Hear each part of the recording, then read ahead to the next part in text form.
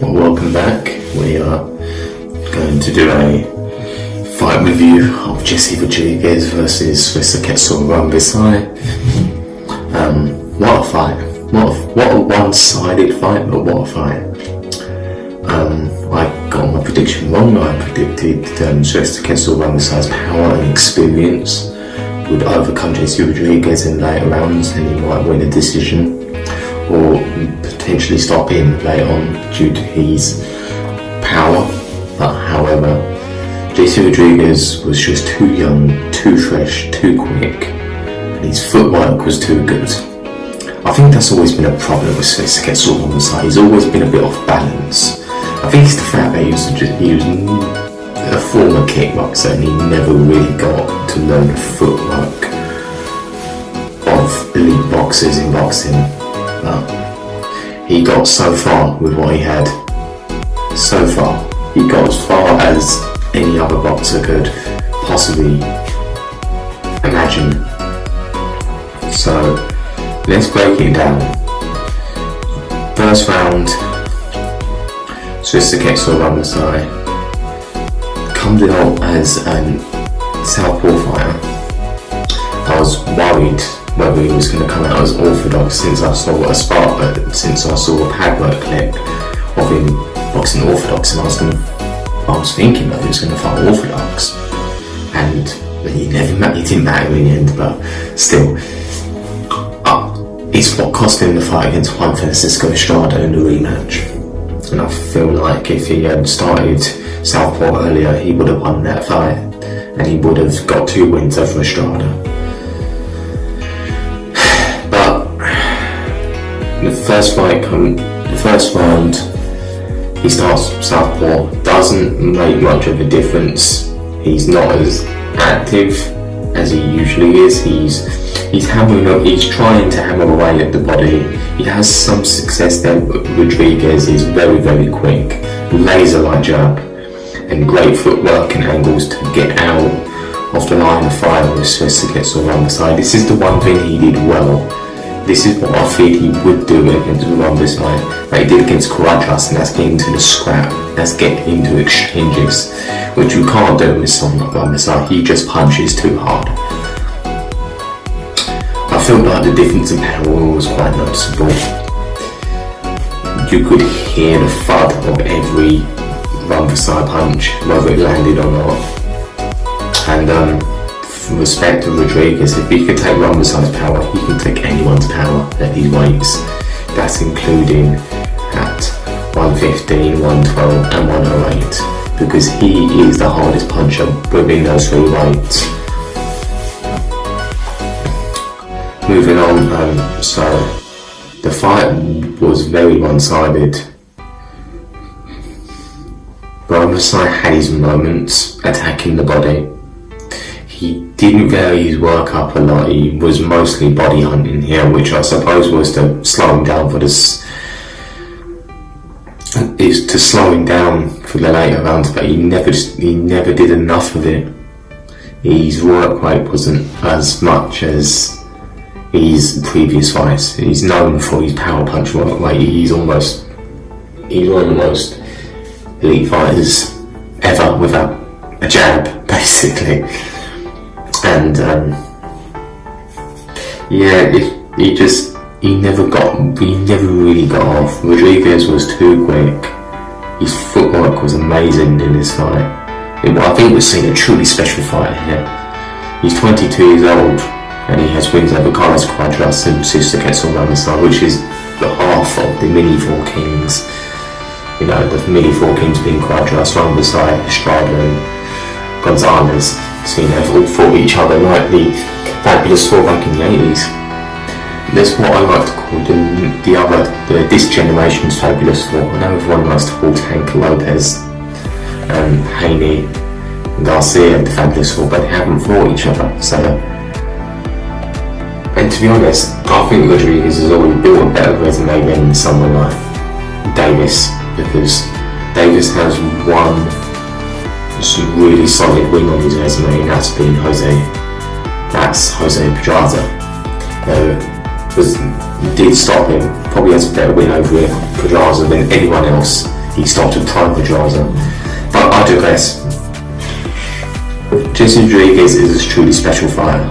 From 22 years old and he's already beat 2 veterans of the game. I'm hearing next that he will most likely be going back down to flyweight to fight Julio Cesar Martinez. And taking it to, obviously Martinez is coming off a loss, but all the way up at 115 against Chocolatito Gonzalez, which Chocolatito is a legend.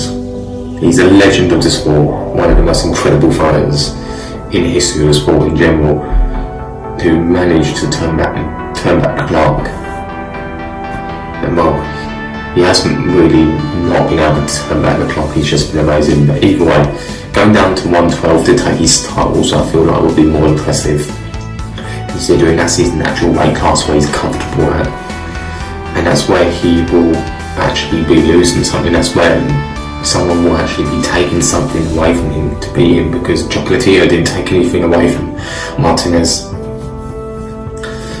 He just beat him. He didn't take his titles away because it was in a different weight division. So going down to flyweight to beat Martinez, which I think he will. I think he will lose to Rodríguez. Martinez is a good fighter, but his defense is extremely leaky, and I feel like that makes the difference in Chocolatito and Martinez fight.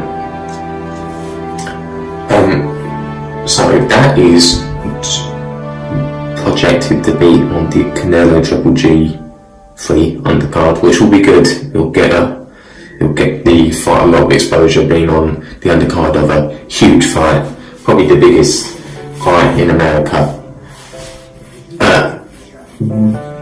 Because Canelo versus Triple G3 probably is the biggest fight commercially in America, along with Spence versus Crawford. I'm not going to go into a debate about which one's bigger because it's fucking stupid.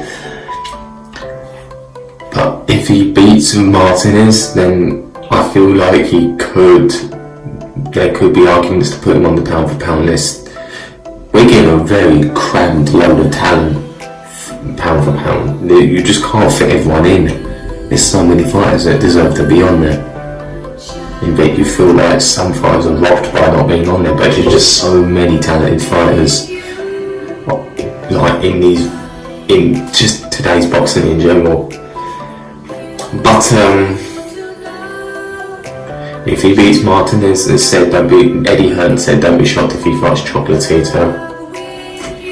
If he beats Chocolatito, he needs to be on the pound for pound list. That's incredible 4 wins. Quadras, Rambassan, Martinez and Chocolatito. I'm not sure what's happening with Estrada. I'm hearing that he might go ahead with the Joshua Franco mandatory defence,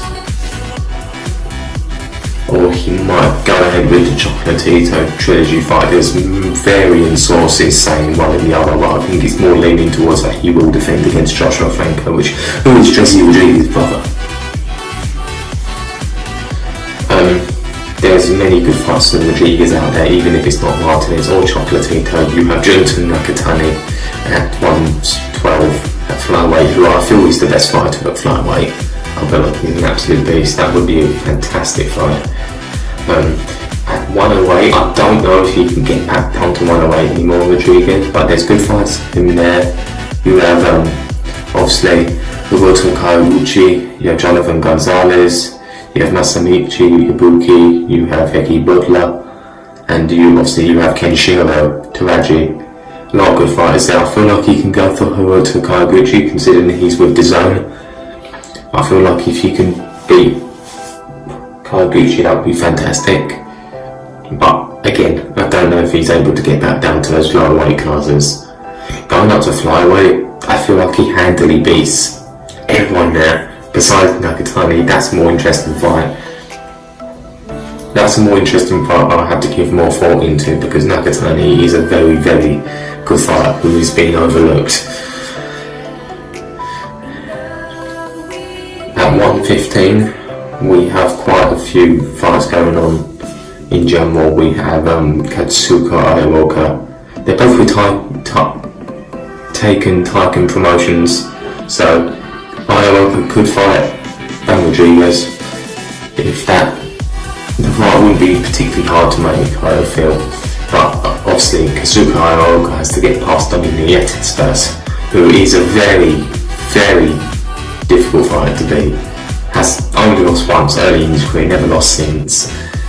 And he beat Nietes beat Iowa the first time. So that will be an interesting fight to see and observe. If he gets past Nietes, that's an excellent win, by the way.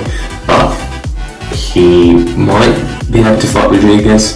There's so many fights with Rodríguez there, like it's almost limitless. And that's just limiting yourself to 115 to 108.